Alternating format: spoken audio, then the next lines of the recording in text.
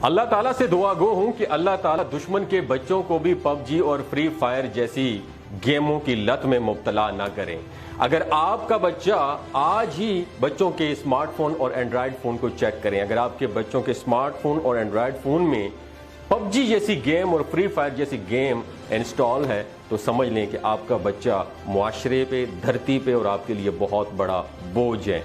आज ही चेक करें और नीचे कमेंट सेक्शन में जरूर बताइएगा कि उसके बाद आपने क्या किया। दोस्तों, आज हम बताएंगे पबजी गेम के बारे में।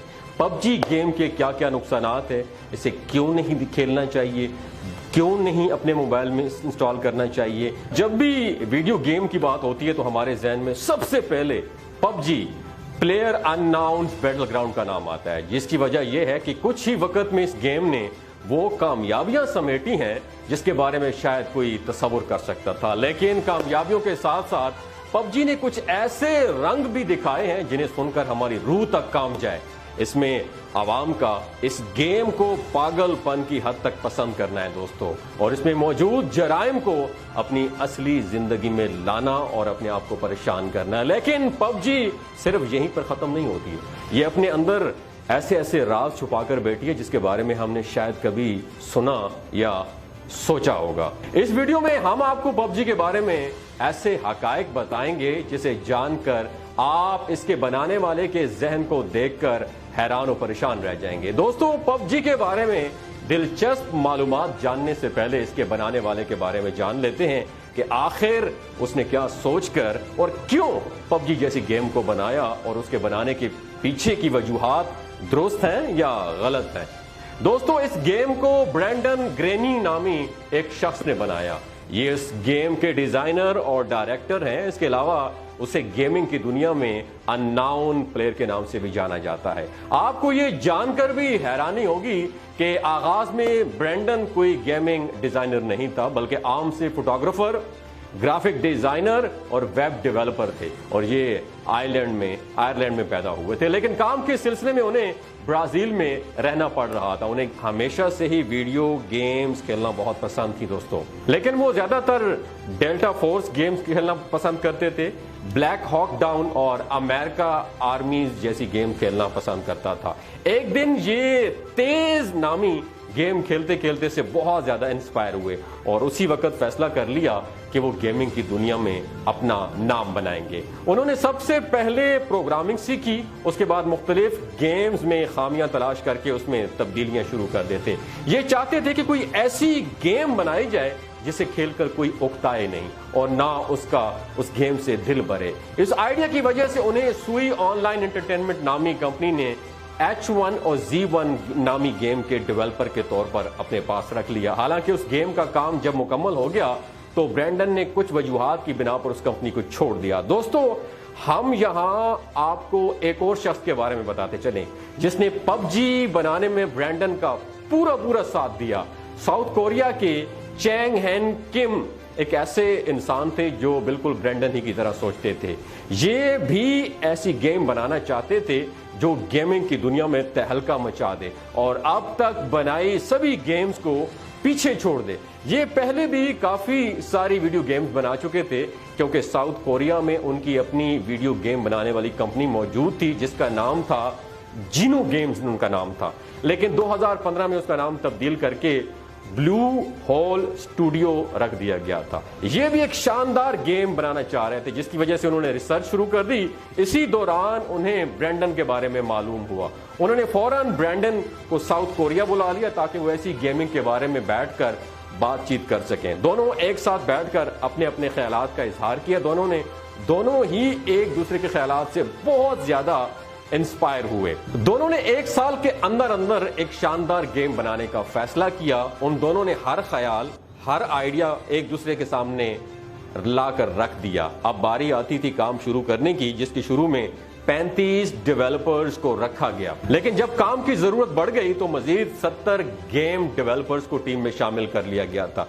दिन रात की मेहनत के बाद 2017 में اس گیم کا بیٹا ورژن گیم کی دنیا میں متعارف کرایا گیا، جو کہ گیمرز کو بہت زیادہ پسند آیا، مگر باقی بچی کچی خامیوں کو سدھارنے کے بعد 20 ستمبر 2017 کو عوام الناس کے لیے بھی لانچ کر دیا گیا۔ اس کے بعد آگے چل کر 2018 میں اس گیم کو اینڈرائیڈ اور آئی فون کے لیے بھی متعارف کرایا گیا۔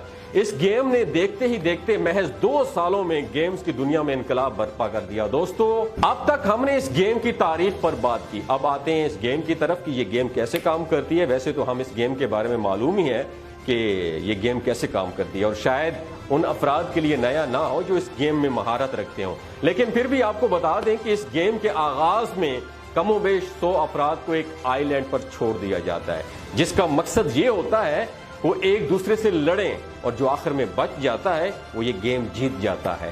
اس چیز کو اگر اس گیم کی زبان میں کہیں تو آخر میں بچنے والا ونر چکن ڈنر کا اعزاز حاصل کر لیتا ہے۔ اس گیم کو 4 افراد کی ٹیم بنا کر بھی کھیل سکتے ہیں۔ اس گیم میں زندہ رہنے کے لیے الگ الگ جگہوں پر جا کے ہتھیار اور دیگر اشیاء بھی تلاش کرنی ہوتی ہیں تاکہ وہ دوسرے گیمرز کو ہرا سکیں۔ جو کوئی یہ گیم جیت جاتا ہے اسے اس گیم کی خاص کرنسی ملتی ہے، جس کی مدد سے وہ اپنی مرضی کی اشیاء کو خرید سکتا ہے، جسے وہ گیم میں استعمال کرتا ہے۔ اس وقت پوری دنیا میں کروڑوں کی تعداد میں عوام اس گیم کو کھیل رہی ہے۔ دوستو، اگر ہم اپنے ملک پاکستان کی بات کریں تو ہر نوجوان کے موبائل میں PUBG موجود ہے، اور وہ سبھی اسے گھنٹوں بھی کھیلتے ہیں۔ دوستو، ہم نے یہ تو جان لیا کہ اسے کس نے کیوں بنایا اور اسے کیسے کھیلتے ہیں، لیکن کیا آپ کو معلوم ہے کہ یہ گیم ہمارے دماغ میں داخل ہو کر وائرس کی سے اندر ہی اندر ایک ایسا وائرس انسان کو کھوکھلا کر دیتا ہے؟ جی ہاں، میں آپ کو ایسے حقائق بتانے لگا ہوں جسے سن کر آپ حیران رہ جائیں گے۔ پہلے تو میں آپ کو بتاؤں گا کہ PUBG گیم کھیلتے ہوئے دماغ صرف اسی گیم کا ہو کر رہ جاتا ہے۔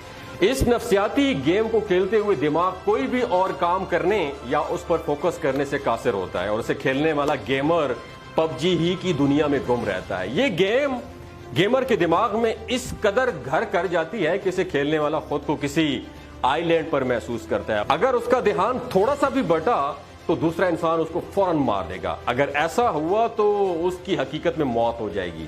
اس گیم کو اس مقصد کے لیے بنایا گیا کہ اسے کھیلنے والے کو لگے کہ اس کی زندگی اس گیم میں موجود ہے، اور حیرت کی بات یہ ہے کہ حقیقت میں ایسا ہو رہا ہے۔